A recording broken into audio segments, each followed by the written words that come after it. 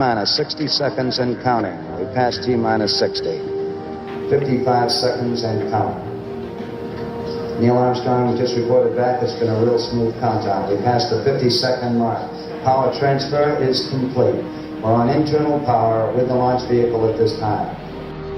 40 seconds away from the Apollo 11 liftoff. All the second stage tanks now pressurized. 35 seconds and counting. We are still go with Apollo 11. 30 seconds and counting.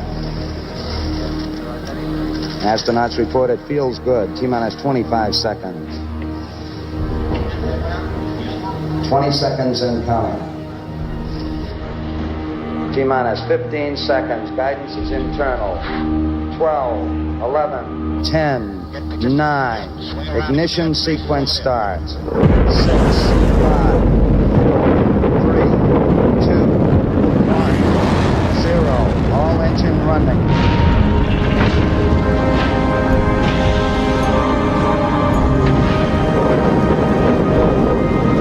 Liftoff. We have a liftoff. 32 minutes past the hour. Liftoff on Apollo 11.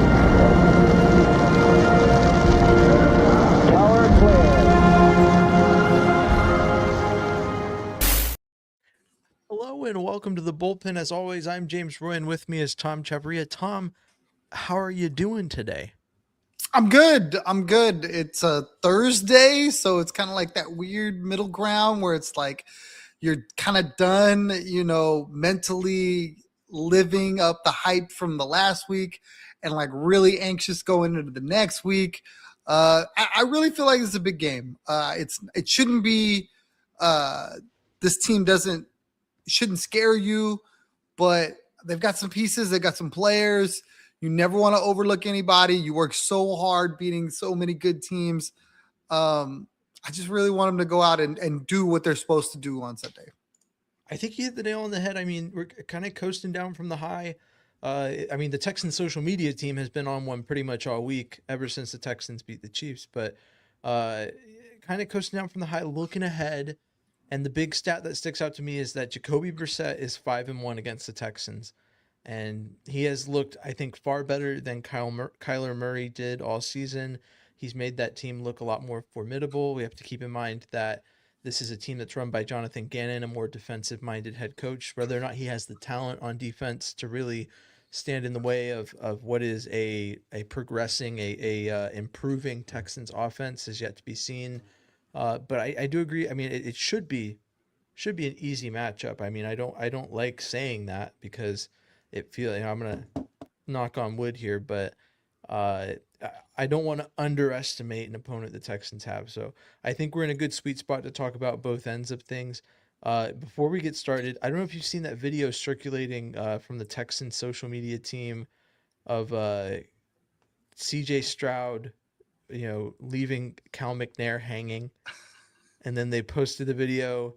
The funny thing is that I just recently saw a tweet from Lance Zierlein. He did some very important investigative journalism and found that video was Cal McNair's idea. It wasn't like some social media intern, which, by the way, I mean, the Texans have a really good group of them because you can tell by the content they produce.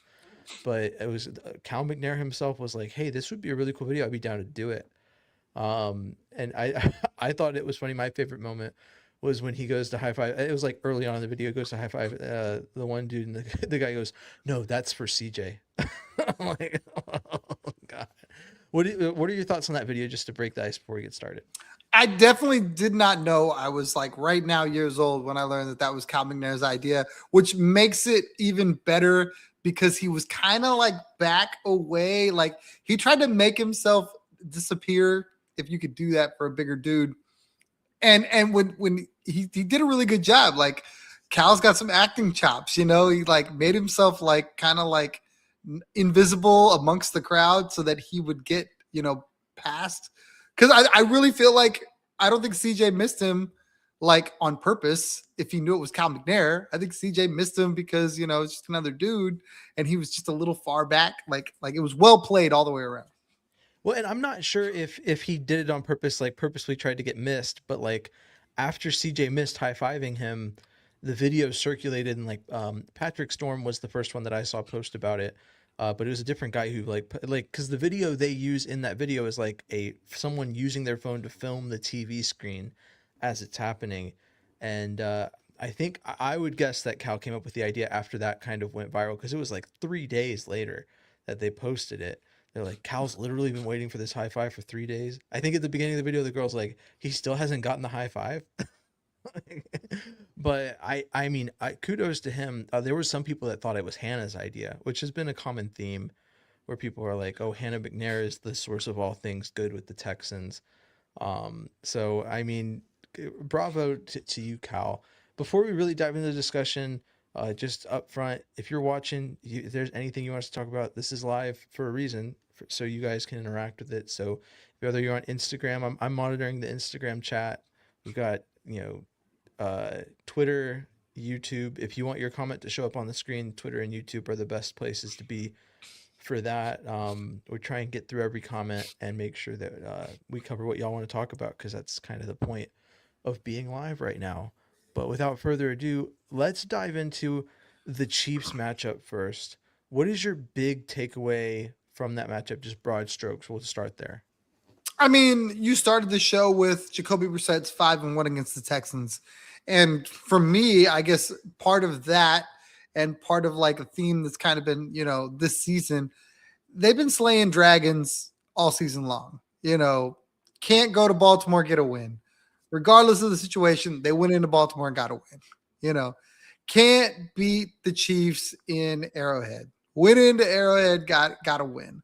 So I no longer feel like they can't slay a Jacoby Brissett dragon.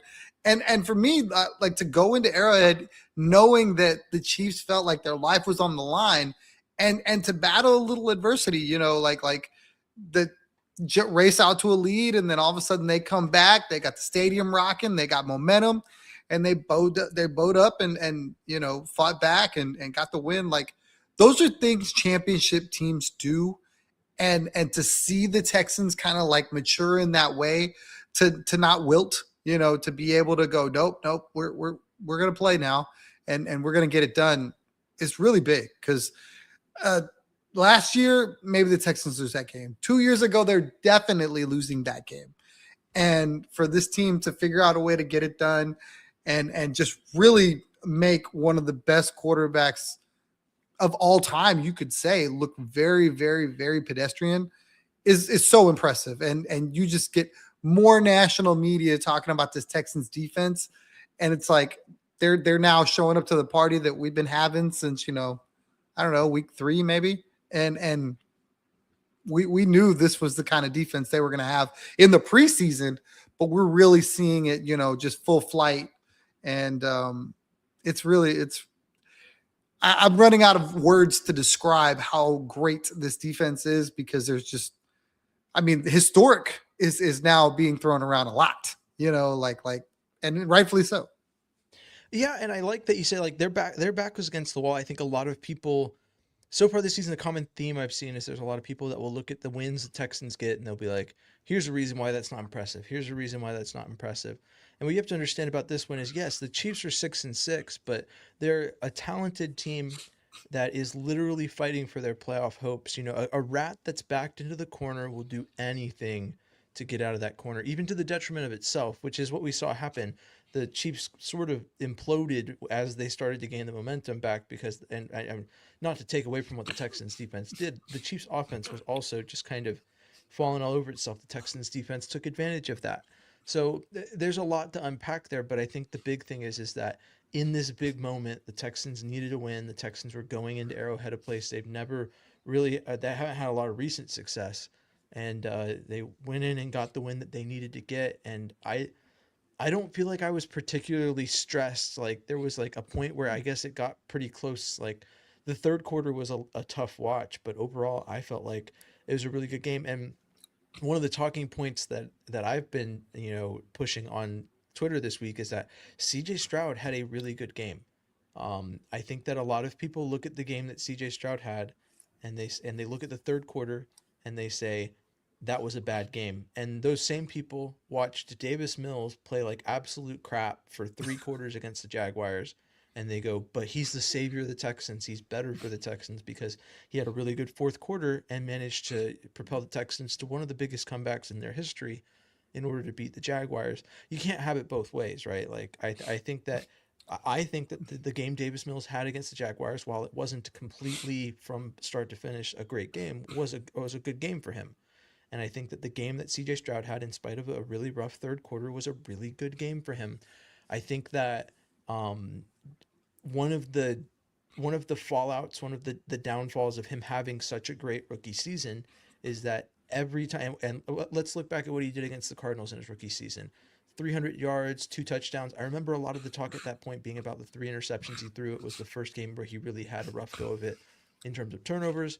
But that's what people have kind of grown to expect from CJ. It's why his sophomore season was so rough, and why people think he underperformed. It's why this season a lot of people are still really down on CJ. But the fact of the matter is that if you're going to watch the box score and judge CJ's performance, I don't really care what your opinion is of his performance. Like, I watched the game and I acknowledge his third quarter wasn't great, but like, he is a very integral part of why the Texans won this game. He showed why he is the franchise quarterback, why the Texans can rely on him to be that guy in a similar way to Eli Manning. I've shied away from that comparison, but I'm embracing fully the 2007 Giants comparison. And at worst, right? And I don't even think CJ is at that level. I think he's better than an '07 Eli Manning. But I think that at worst, if that's what the comparison we're making is, he is doing enough to move this offense along. This offense has progressed. It's not a CJ problem. It's never been a CJ problem this season. It has been an offensive scheme problem of the team adjusting and getting used to Nick Caley's offense. It has since started to improve, and CJ is a huge part of that. CJ is a quality quarterback. So one of the downfalls of this game is that people will look at 200 yards, look at his stat line and be like, that was an unimpressive game, and then reinforce it with a poor third quarter. CJ had a really good game. He's making elite throws. He's doing what he needs to do. And my biggest takeaway from that game is that CJ is ready to be what this Texans offense needs. That is, in my opinion, and this Texans offense, this Texans team, like you said, is ready to step up and meet these expectations and beat these demons that have haunted them for like the existence of the franchise. The Derrick Henry game, the T.Y. Hilton game. Look back in history on all these players that have had this death grip on the Texans franchise, these franchises that have had death grips on the Texans, and the Texans are ready to work past that.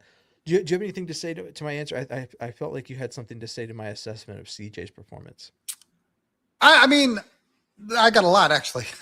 I hate the 2007 comparison. Like everybody wants to do the. Everybody wants to find somewhere to like plant a flag, and I'm like, look, why can't they just be their own thing? Why does there have to be a comparison going? Oh no, they look just like the 2000. Nah, I don't want to hear all that. Like Eli Manning threw for 3,000 yards, threw for 23 TDs and 20 interceptions. CJ Stroud is not Eli Manning. Okay. I get it. They're both year three quarterbacks or whatever, but I just don't think it's fair. Like I was actually looking up like where their coaching staff was at that point. I wasn't able to find it yet, but I don't feel like it was the same. Like I feel like they had a very established coaching staff and they just finally got it to work. Tom Coughlin was the coach of the Giants in 2007. If I'm not mistaken, he came to the Giants around the same time as Eli Manning because his history was with the Jaguars just prior to that. I believe he's actually in the Jaguars front office right now. He was what the season coach. Did he join the Giants? 2004. So he joined. So that was his fourth year with the team. So it was quite literally, if we're looking at it, it's the same timeline in terms of pairing up a quarterback with a head coach and reaching that third year. Because they started 04, 05, 06. I guess it's the fourth year for them, so it's slightly different. And it's never going to be precisely the same. I do think that the biggest reason to make this comparison is the defenses. I think that 07 Giants defense is a prime example of what the Texans defense needs to be. It was so good that it was able to basically propel that team to a Super Bowl. And that team had a very tumultuous season and barely squeezed into the playoffs with an offense that was serviceable. So I think this Texans team will be different from them because I don't think they're going to squeeze into the playoffs as a 7 seed.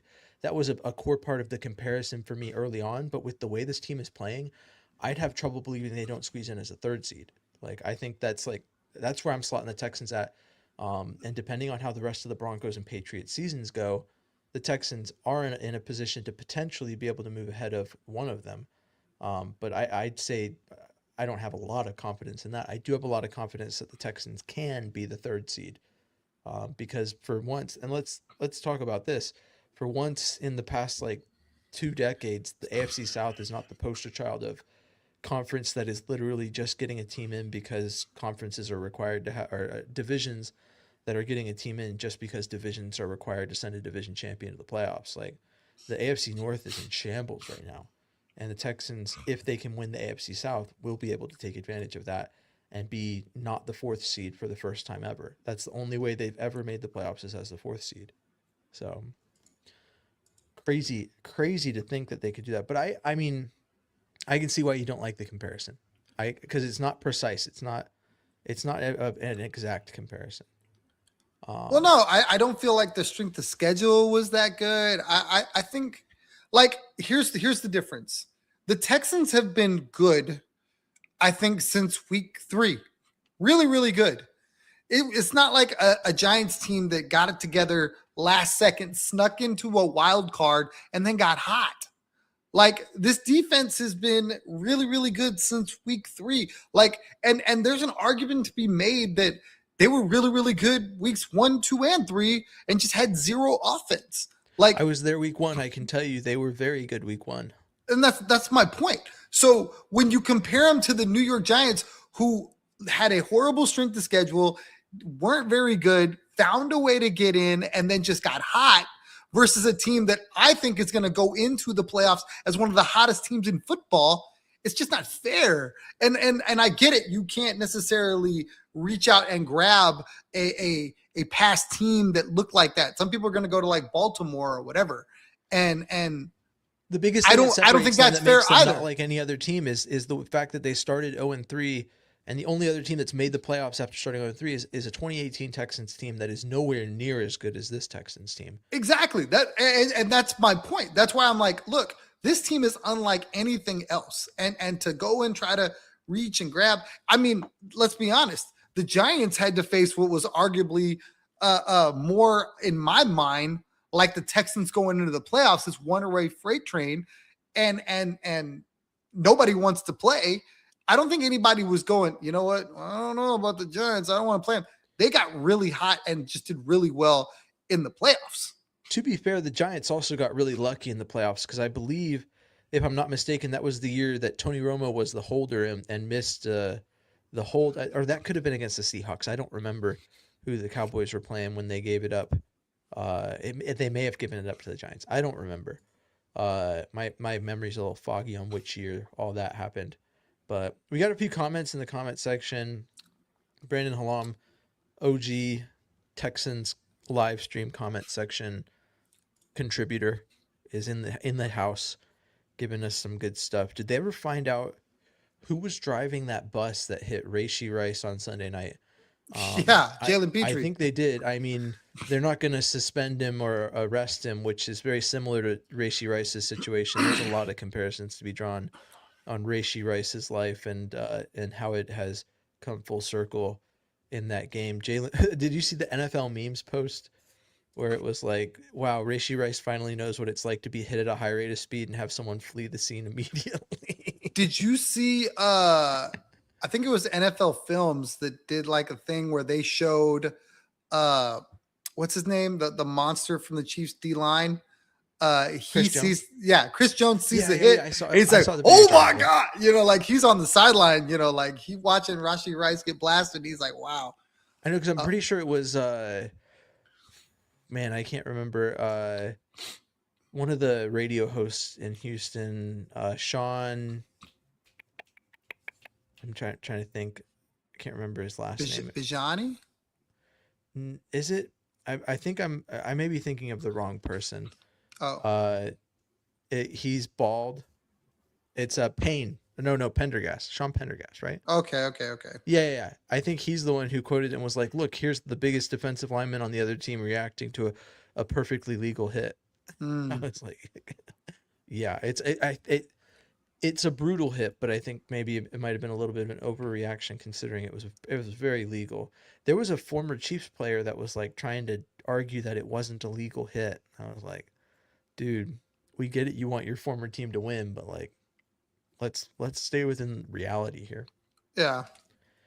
Um, let's see other comments. The Falcons are trying to give the Rams the number 1 overall pick, and then Brandon brings up TQ is on the Falcons. You know who else is on the Falcons? Matt Schaub is, I believe, is an analyst for the Falcons, and TJ Yates is currently the offensive coordinator for the Falcons. So And if you ever want to get James Roy spun up, ask him about Matt Schaub because he can talk Matt about Schaub Matt is Schaub all day. let 1 minute. Let me give you a fun fact. So CJ Stroud just passed 10K passing yards. Looking at the numbers, he is very much in a good position. If he has a good season, I think he needs to throw for like 4,500 yards at this point next season. He would take over as the second highest passer. He's currently fourth behind Watson, Carr, and Schaub. If he did take over next season, at the end of next season, if he was to take over as the second ranked passer, he would still need another 10,000 passing yards to pass Matt Schaub as the all-time leading passer for the Texans. So Matt Schaub is my childhood quarterback. That is My my quarterback. that's my quarterback. That's like, if you can call it childhood. I mean, I guess he took over kind of in my late middle school through high school, which is really the point where like that's kind of your quarterback. And so I'd feel bad for guys that are rooting for the Texans and their quarterback was like Brock Osweiler or something like that. But then I don't know. TJ Yates. TJ Yates, right? But TJ, hey, don't disrespect the legend. TJ Yates is a Texans legend. Okay. Oh, Don't get me spun up on TJ Yates either.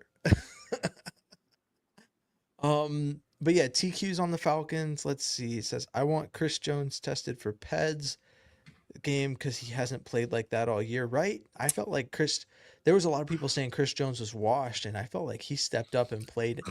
It was in short spurts. Like, I think he came out in the second half and he just was like on one. And I was like, man, are the Chiefs going to make a run? I don't know. look, I don't know how other fan bases are, but I mean, it's crazy. I feel like we do that all the time. Like a guy plays bad for a couple games, oh, he's washed. This past offseason, people were trying to trade Daniil Hunter for Micah Parsons on Twitter because he's younger and Daniil's on the way down. I'm like, are you kidding me? Like, did you see what this man did? Like 10 times out of 10, I'd rather have Daniil Hunter. There's a lot of factors that go into it, but none too small, being that he is on a lesser contract.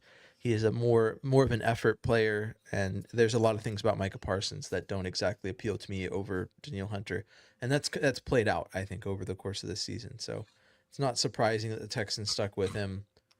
Even less surprising that the Cowboys wanted to trade Micah Parsons, because there's the whole podcast thing too. It's like, dude, it's one thing if you're not a player, but if you're a player, you sound like Draymond Green when you have a podcast. That's crazy. I just couldn't get behind it. We got some more comments over in the Instagram chat. Let's see. Got tickets to the Raiders game? I do. I haven't sold them yet, so who knows? Maybe I'll give them away. ooh. Let's see. What do you Dun, dun, think? dun, dun. Dun, dun, dun.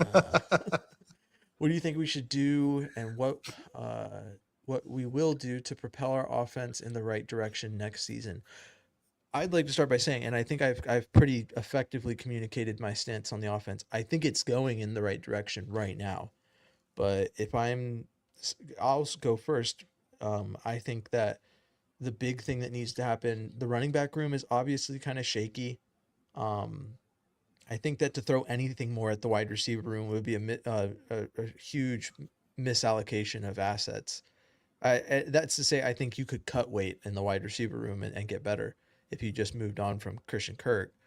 The tight end room, I think Dalton Schultz has played himself into being in a lot better spot. But I think if there's one thing that they need to do to Jalen Petrie propel this year. Jalen Petrie. this year's Dalton Jalen Schultz. Petrie, I have the apology written up. I should go ahead and deliver it now. He's already been really good. Dalton, James Roy, as much as you probably will never hear this because you don't probably watch the show, I would like to apologize for being so harsh on you because it was the scheme, it wasn't you. And you have been excellent. You've been CJ Stroud's lifeline like you should have been all along. And I blame Bobby Slowick for your misuse and putting you one-on-one with George Karlaftis in the playoffs. But I think if there's one thing that could propel this Texans offense to the next level, as much as the offensive line has improved and as much as I like Titus Howard at left guard for the moment, he's been excellent wherever the heck they put him. He's been great. I think that the Texans should be moving as if Titus Howard's going to be right tackle next season. Trent Brown is a Band-Aid on a bullet hole, which is that this offensive line is lacking talent in places that make it to where Trent Brown's serviceability at right tackle warrants putting Titus Howard at left guard. I think that left guard is a huge need. I think they should be at the highest possible opportunity taking an interior offensive lineman. And then I think that they should either move Jarrett Patterson into center. They should assess bringing in more competition at center. I don't think it's ever been something that's held this team back because we look back, you've had Michael Dieter, you've had some pretty middling centers that are just pretty okay. So I wouldn't say that that's the most important thing, but I would say that getting a quality guard this offseason so that you can, I think Jarrett Patterson's great depth. I think that, that overall center has played out well this season, but I do think that they should be going for alignment. And then let's see, I just got it. And it says, are there any linemen in the draft that are around our projected position? I think this is a position where you have to look at Nick Caserio in the face, wind back and smack him really hard and say, hey, this is what a need is. Left guard, go for it. Like someone sit him down with a blackboard in the room and like write up the definition of a need and tell him, and then put a picture of like the top 3 guard prospects in this draft and be like, one of these guys fits the scheme. Talk to Kaylee about it and make it happen. Penn State has a guard that's entering the draft. It's one of those Samoan names, so I'm not going to try and butcher it because I that's inevitably what I'll do. And same thing, I don't know if it's a Samoan name, but out there in Miami, there's another tackle / guard who I think people are much like Kelvin Banks last year. People are projecting he'll move interior. And those are the 2 guys off the top of my head. I have tried to stay away from doing a lot of draft research because even though I got close to it, I haven't established it as mock draft season. So I do have a mock draft written up with the Penn State guard as our first round pick, but that mock draft's becoming quickly invalid because it was made when the Texans were picking top 10. But I do think that by the end, when all is said and done, his projected draft position is actually closer to where the Texans are now. But yeah, Tom, what do you think is something that the team can improve on this offseason to make the offense, get to where it needs to be? I think both trenches. I think that's where they need to live. I think good teams always start there first. On the other side of the football, I know you talked about the offensive line, and I agree with you. I agree that they should draft. I agree that they should go out into free agency. I agree that, guard, tackle, center, all of the above, 2 of the 3, however you want to do it. You can never have enough of those guys. It's kind of like pitching in baseball. You can just never have enough because if somebody gets hurt, you're going to want somebody to rotate in there. That's a good problem to have. And for me, I think if you look at D tackle right now with Foley out and with some of the other guys out, I'm struggling with names right now. You could live there too. I know Tommy Togiai has done a phenomenal job, and I think he should get all the run. But you got some guys that are going to be free agents. You got some guys that are older. Danico Autry's, amazing, but he's really old. So I just wonder how much more punishment that guy's going to take or whatever. There's guys out there in the free agency that they could possibly go get. There's A center from the Jets, Josh Myers, he's 27. He's a free agent. He costs $2 million. That's somebody they could probably take a swing at. There's guards, but I don't know anything about them. I'm trying to look at guys that are on good lines right now. Don't really see anything that's like screaming at me. There's a player on the Raiders that was a potential target for the Texans a couple drafts back, like Jackson Powers, I think it was. Like, it's like one of those two last name things going on, that a lot of people thought we should trade for. I don't know if the Raiders would make him available, but their misusage of him has kind of made him look a lot worse than he probably is what the general consensus is. So Yeah. I think there's free agency is definitely an option too. But like I said, if it's going to happen in the draft, it's going to be someone literally sitting Nick Caserio down in a room and, maybe my wife's an elementary school teacher. Maybe if we give her a lesson plan, she can sit down with Nick and communicate it at a very understandable level that a need is literally, like, just take a picture of like the number one guard in the draft and just be like, hey, this guy right here. The number one. Yeah, but guard. I see that's where I disagree with you. I like his philosophy when it comes to the draft. This whole I don't have a need. I'm going to get the best football players I can and build a team with them. Like when he drafted all these other guys in the secondary and on the defense, were those needs then? Absolutely not. They became needs. Are we glad that they are on this team? Kalen Bullock wasn't a need when he was drafted. Kalen Bullock is awesome now. I mean, I think the safety room has always been a need. I'm talking about the point when he was drafted. There was depth there. I think at the point when he was drafted, I think you can always look at that room as having been something that was never as stable as it was viewed as. Now, is that going to be the consensus opinion? Is everyone going to agree with that? I don't think so.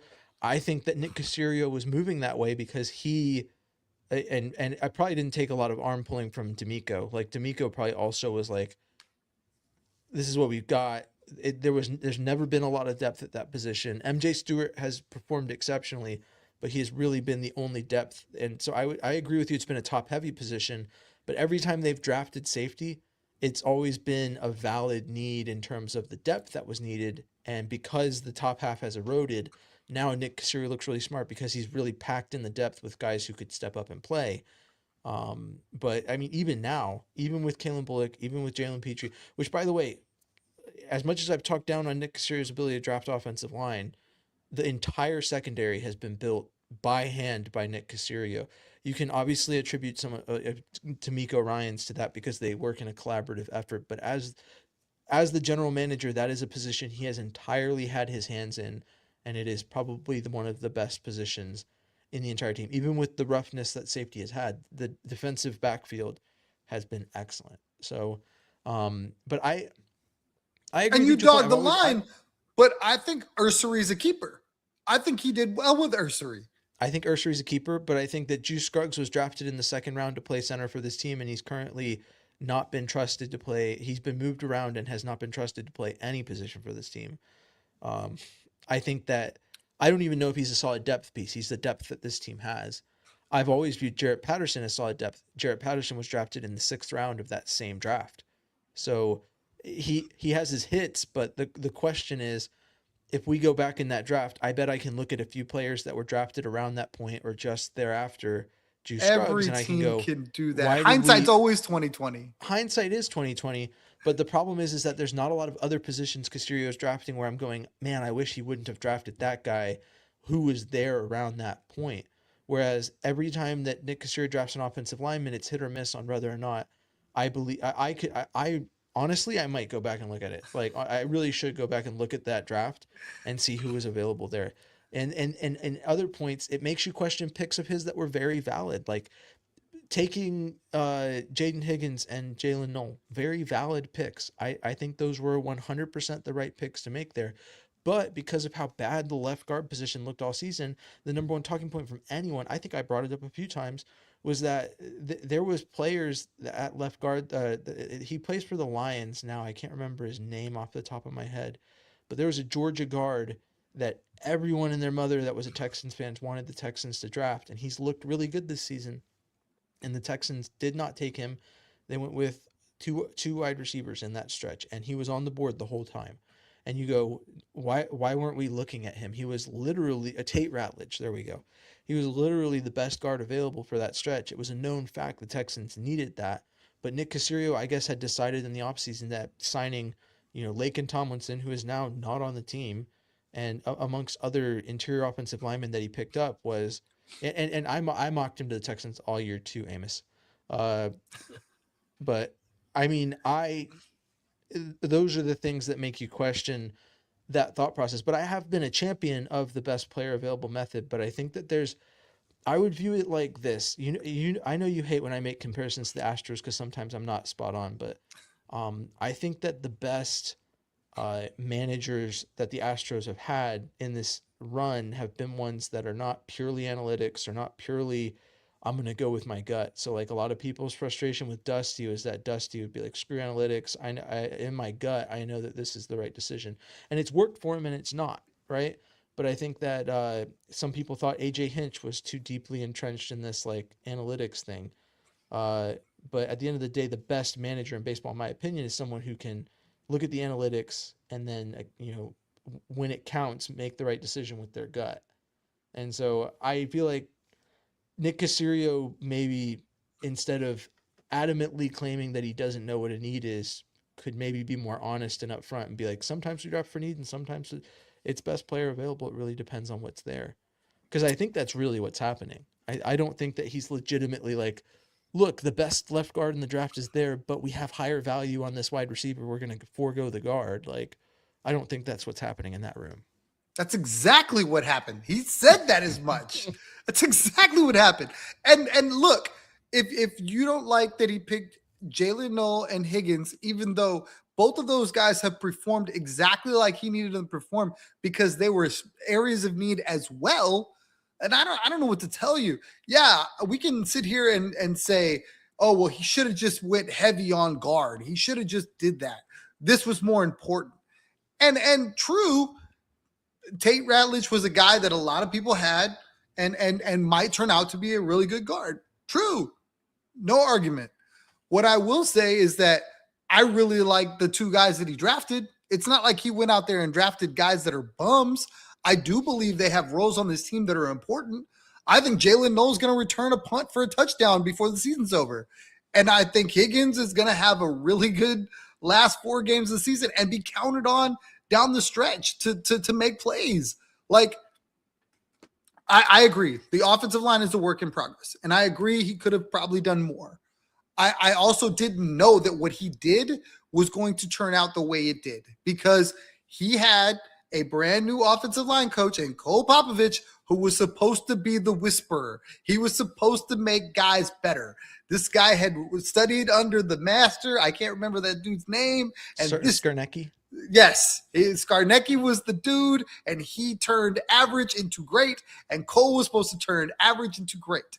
And he might do that. It just may take a couple seasons. And it might not be with the guys that are in there currently. They may have to draft a couple dudes. I really think they sat him down and go, hey, tell me what you think we need. And I think he shot and missed. We'll never know. I like the way that you've brought that up too, because honestly, to me, it's kind of rubbed me the wrong way that suddenly the offensive line is serviceable. The players that are being serviceable for this team have been riding pine all season. And all of a sudden it's like Cole Popovich is an offensive line whisperer. And it's like, I mean, it took him literally 10 weeks to find the right configuration with guys that were in the room. And specifically for me, Jarrett Patterson riding pine all season didn't really sit right with me. I get that he likes Jake Andrews because he coached him back at Troy, but like, with the left guard situation the way it was, I was absolutely shocked that it took so long for them to try him there. And I feel like if they had earlier, we wouldn't have Titus Howard at left guard because we would have Jarrett Patterson there because he was very serviceable. So, I mean, I always appreciated the way that you talked about that talking point because even now people are like, oh, Cole Popovich has figured it out. And it's like, what took so long? I don't understand what the talent was in the room. If we're still experimenting with who's supposed to start, why not throw a guy like Jarrett Patterson in? Why is Trent Brown a known quality tackle, not getting any run if you think that if Titus Howard is legitimately the Texans' best option at left guard? there's a lot of questions around that. So I mean, To yeah, be fair, Trent was injured to start the season. he was, but there was several. Once he came back, and you saw the way that the left guard position was playing, it should have been pretty easy to be like, this game we're going to try this out. But it took an injury to force that, which to me was insane. Yeah. And I think that with more time and more players, they figure that stuff out, and that becomes, more or less a serviceable room. And we're talking about, who now is going to back up Woody Marks, and they need to go draft a running back, because that could be another interesting, hey, what are we doing in the draft? Because Joe Mixon's out and Chubb is out, and now it's just Woody Marks. That's a good point. And there's a question in the chat. What are our thoughts on the new Texans running back? Is what I said. I can only assume they're talking about Woody Marks. What are your thoughts on what Woody Marks has been able to do so far? I'm looking at like the Texans' history at running back, and usually a good running back precedes a great running back, which I mean, it's really only happened one time. So, but I don't know how you feel about Woody Marks so far. How do you feel? I think he's got tons of upside. I'm terrified of his ability to stay healthy. I feel like every game, at least for the last month, he's came out of the game and into the tent for a period of time with something. And for me, I get it. He's not a bigger dude, and they ask him to do a lot. But if you want this guy to be the bell cow, which a lot of fans do, I'm one of them. I think when he's on the field, they're better. It's just, can he withstand that kind of punishment? Is he able to, take that workload on long term?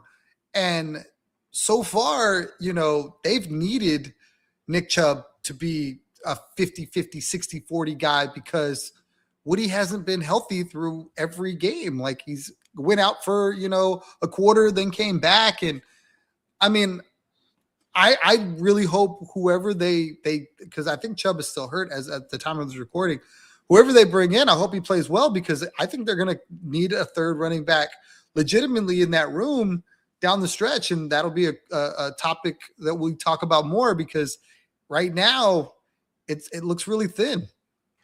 I think the Nick Chubb and Woody Marks dynamic, combined with the offensive line, which I obviously already spoken to, brings to mind the fact this, right? I think that Nick Chubb, as far as I understand, is only under contract this season. I don't think they've extended him.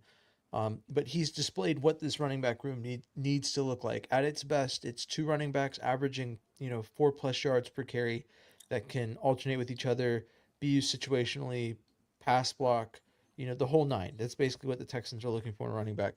Which brings me to the point of, I asked this as a rhetorical question at first, which is like, how high do you draft a running back if you're the Texans? I don't think it's a question of if you draft a running back. I think it's where you draft a running back. Does Nick Caserio want to treat this like offensive line, like pick up some scraps and see what happens? Does he want to continue to do that with the running back position? Because so far the Texans have not spent any high draft capital on that.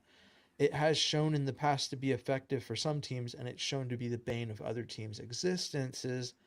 I think that the only running back that I know by name in this draft class is Jeremiah Love, which will be likely a top 10 pick. I mean, he'll be picked pretty high in this draft. Do you think, and this is I think similar to the discussion we had this past offseason about tight end position for the Texans, but though I think it's a little bit more dire, but I think that this draft, the Texans need to draft a running back. If it comes down to it, and in the first round Jeremiah Love is available, do you think that's a wise use of draft capital to go running back in the first round?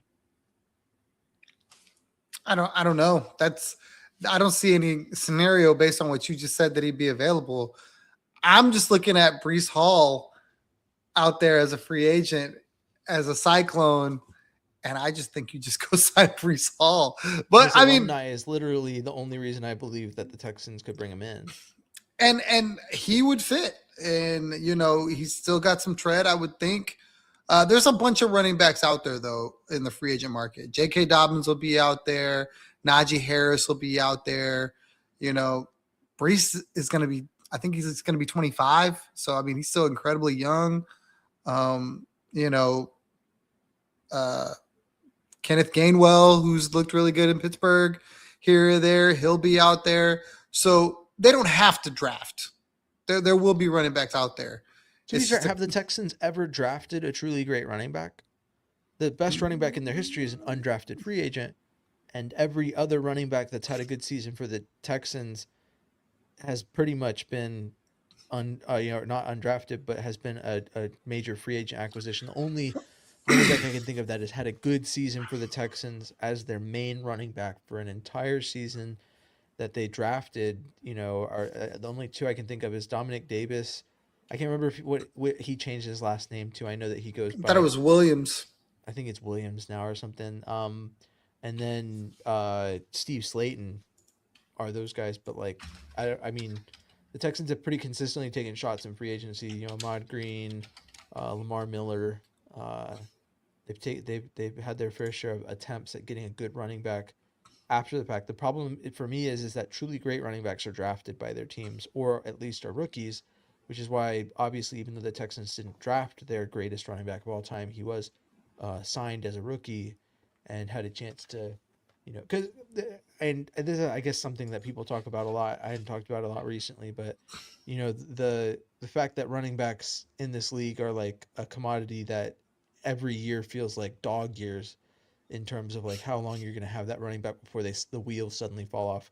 Long gone are the days of the Adrian Petersons, the LaDainian Tomlinsons, guys who will put in 10 years of really solid, consistent contributions in this league. So look, I think the Texans have to draft a running back. I don't think it's going to be too early. I think it'll be similar to Woody Marks' draft position. I think what they really need to go for is a bigger, more of a bruiser running back. Not big, I like a taller guy. I think I don't know, more of a Derrick Henry type. Because right now Woody Marks is kind of more of a compact back, but he has a lot of fight in him. I think that the Texans, if I'm looking outside of the offensive line for what the Texans need to do to fix this offense, it definitely goes back to the running back position and getting someone who can singularly be the reason why the running game works. So, and I think it emphasizes why the loss of Joe Mixon. So, I mean, sometimes I forget that he is even on the team because of how long he's been out for. But it's hard not to remember how much better this team looked in games that he played, even last season in a scheme like Bobby Slowick's. It made the difference. So, but either way, the last thing I want to talk about today is the division. Obviously, the Texans are now one game back from the Jaguars, and they are sitting in a pretty good spot. They don't control their own destiny. I'll break it down this way. I've been speaking to it all week. The Texans literally need the Jaguars to lose to any team not named the Jets. The reason for that is that even though losing to the Jets would give the Jaguars a worse conference record, the Jaguars would take the common games tiebreaker, which is a higher tiebreaker, because if they win all the rest of their games, they would beat the Broncos, which is a team the Texans lost to. So I had to do a lot of critical thinking to come to that conclusion, and I hope that I'm correct. They wouldn't have a better divisional record? Or if the Jaguars and Texans both went out, and wouldn't Jaguars only have one loss? The Jaguars only have one loss, and the Texans would have two. The Texans would have. Oh yeah, well either way, the tiebreaker's higher. Conference tiebreaker doesn't matter.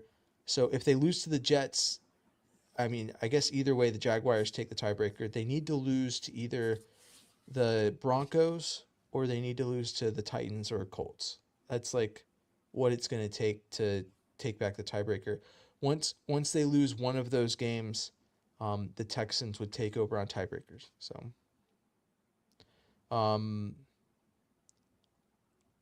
yeah. So now you're making me second guess it. See, I did a lot of critical thinking, and now I don't have it in front of me. So now I need to look at it again. But either way, I'll look at that while you're talking. But I get around to my question.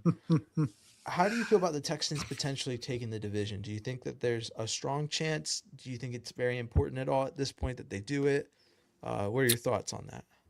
I think it is important. Having a home game, having a potential bye. All of those things would be huge for the Texans. And, that goes without saying. I mean, I do think it's possible. I really feel like this team has the potential to run the table.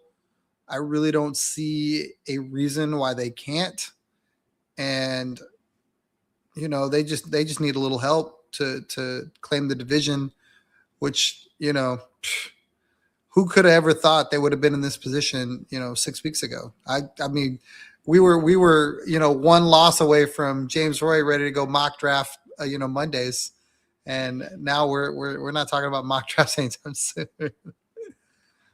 All right, so I have it. The Jaguars have one loss and the Texans have one loss in the division. So if the rest of the season played out with the Jaguars just losing to the Jets, then the Texans won out as well, then they would both end. The only way that they don't end with the same divisional record is if the Texans lose to the Colts or if the Jaguars lose to the Colts or Titans. So if all things withstand, the Jaguars can lose to the Jets and win out the rest and still hold everything over the Texans. Because the way that the tiebreakers work is that I believe the conference tiebreaker is like the fourth or fifth tiebreaker. So I think it starts with head-to-head, divisional record, common games, conference, and then strength of victory and strength of schedule. Texans currently hold strength of victory and strength of schedule. So if it gets down to it and it does go to that point, they would take it. So for example, if the Jaguars lose to the Broncos, then that would mean that the strength or the common games tiebreaker would also be the same, because the Texans also lost to the Broncos. That's the difference. All of their games against common opponents have ended the same. So then it comes down to the Texans would literally just have to not get blown out of the water by any team that they play, because their strength of victory is like, I think, 2.02 or not 0.02, 0.1 stronger than the Jaguars. They have a pretty solid lead on strength of victory. So yeah, I think the Texans are very much in a good spot to take the division. And honestly, it couldn't go better, because the Jets are not the Texans' best opportunity to take the division anyways. Like the Jaguars should beat the Jets. If the Jets win, all the better, because it means that we don't have to worry about any tiebreakers if the Jaguars lose against the Broncos, because they would literally be a whole game behind us. But yeah, so the tiebreaker thing right now is just kind of in a weird spot, but I think the Texans are in a good spot. Oh yeah, we do need to do score predictions. So I almost forgot. I don't want to say it's because I'm discounting the Cardinals as an opponent, but like I was really hyped to give score predictions for the Chiefs game because I was interested to see. But I mean, I am interested to see what you think about the Cardinals game. What are your thoughts? What's your prediction?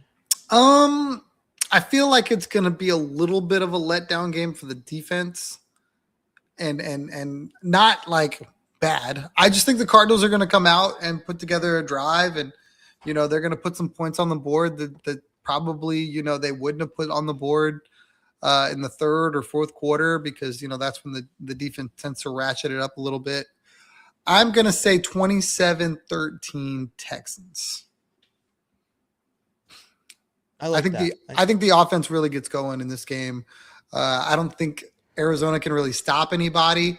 I feel like this is going to be in our building. Coming off that big win in Arrowhead, I think the crowd's going to be really loud and be really excited. Whoo, Brandon, 41-9. Gosh, jeez, I like preach. I hope that's exactly how it goes, with 2 pick sixes while we're at it. Yeah, I mean, I feel pretty good. I'm gonna go a little more conservative, not by much. I mean, I'd go 24-10 in favor of the Texans. I think that they can win this in a 2-score fashion, very concisely. I wouldn't be surprised if it gets closer to what Brandon's predicting, or on Instagram we have 31-10, which is almost where I almost went with 30. I like to keep the Texans around just over 20 and their opponent somewhere below that. So, yeah, I don't want to discount the Cardinals. I think Jacoby Brissett will put up some fight, but I do think that at the end of the day, this Texans team is playing at home against the Cardinals. I think they'll do good. And instead of giving a storybook ending, since obviously the score is very out of hand, I'd like to address this comment from Brandon. It says, not just have the Jaguars lose, but also have to win a road game in Charger Stadium. Um, in the same vein as like discounting opponents, I am treating the Chargers very much like I treated the Bills this year, which is that I'm looking at the last time the Texans played them, and I just think there's like too many things working against the Chargers to treat like I have openly spoken to them not being included in the Texans like difficult games remaining in the schedule. I consistently put that as Bills, which was fringe. I mean, I that's more out of respect for the Bills. Like I said, I view it the same as the Chargers game. Um, but Bills, Chiefs, and the Colts twice was always the four most difficult games I viewed as the Texans having left. But even with it being on the road, I mean, the last time the Texans played the Chargers in LA, I was there. That was 2019. That was back when they won that game last second in the LA soccer stadium, Dignity Health Sports Park. Uh, but I get it. The Chargers have that Achilles heel, but the main thing that sits with me is the fact that this Texans defense can and should literally shut down the Chargers offense. I mean, I look at the wild card game last year, like the Texans defense, Phillip Rivers is known to literally have, or not Phillip Rivers, geez, I'm thinking about the Rivers signing with the Colts. Justin Herbert is literally known to be the absolute worst quarterback when it comes to handling pressure. So as soon as you apply it, he threw 5 picks in the wild card, which is an exaggeration. I don't think it'll quite get that bad, but I wouldn't be surprised to see him turn the ball over a bit.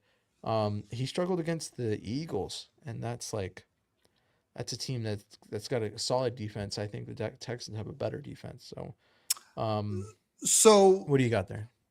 the Chargers are the number 9 ranked team defense wise. Number 2, Seattle. Texans played those guys, put up some points on Seattle. Number 3, Rams, didn't do so well against them, but, did put points up against the Rams first game of the season. Number 7, Kansas City Chiefs. We saw how that went. So I don't fear the Chargers defense any more than those guys. So I was gonna say it can be as good a defense as it wants. It's not one when I think about it, right? Like the last thing I'll say before we kind of bring this thing to a close. The teams that I'm worried about, I've shifted my mindset from mock drafts to like postseason foes and how they stack up against the Texans. Shows how far we've come. The Seahawks are the number 1 team in the NFC that I don't want to see in the Super Bowl. I think that the Texans can beat the Rams. I think they can beat pretty much every other team in the NFC except for. I don't think they can't beat the Seahawks. I just think that's the most difficult foe because it's a team that they just did not show very well against. The score is a lot closer than I think they played them. And I know they've progressed a lot since then, but that's a team that I'm really worried about. And then the Broncos defense gives me fits, but I think that the way our defense played their offense, like if CJ finishes that game, that's a win. The Broncos and Patriots have played the 2 softest schedules in the entire NFL, which is one of the big reasons they're both sitting at 11-2. Not to take away from, I mean, they're good teams, but I think that's one of those things where I would compare it to like Notre Dame. Notre Dame shouldn't have made the college football playoff because they played a cupcake schedule. They lost to the only 2 challenges they faced, and the only 2 wins they had were against teams that were ranked 22 and 20. They didn't have a top 20 win, or they had one top 20 win, and it was literally number 20. So I would say that the Broncos and Patriots kind of look a lot more like Notre Dame. They've just kind of barely been challenged, and I think they've done better than Notre Dame because they've won in the challenges that they faced, but they haven't had a lot of them. Whereas the Texans look a lot more like a Texas team, where they've faced a lot of challenges, they've beaten the tough opponents, and I'd say they're better than Texas because they didn't lose to Florida, but it's neither here nor there. But actually, they did lose to Florida once. Oh, well, yeah. Okay. Thanks for reminding me of that. But I feel really good about this Texans team chances in the playoffs. Like, I think that I think they can really get after it. So Actually, I want to see Seattle. I hope that we get that rematch. I think that would be must-see TV. I would want the Texans to play the best and beat the best. And the problem is I don't think Seattle makes it past LA. Like I think LA has the number of every team in their division, especially the 49ers. But if I'm looking, like the NFC West is the king of the NFC, and I think that the Rams are the king of the NFC West. So that's who I think. If I'm guessing, if the Texans can make the Super Bowl, it's Texans-Rams Super Bowl. That would be my prediction. You're just trying to get a seat to the game.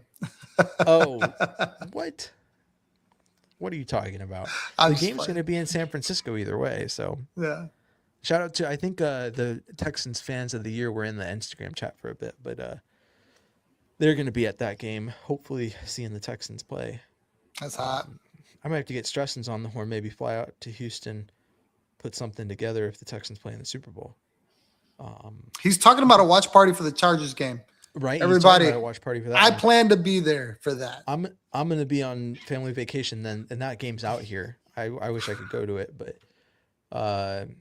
either way, I the last game I went to in LA, the Texans didn't win, so it's probably better I don't go anyways. Fair. But with that, Tom, do you have any final thoughts before we bring this thing to a close? We're in a good spot. I think the Texans are right where they thought they would be. I know not a lot of fans thought that, a month and a half ago, but here we go.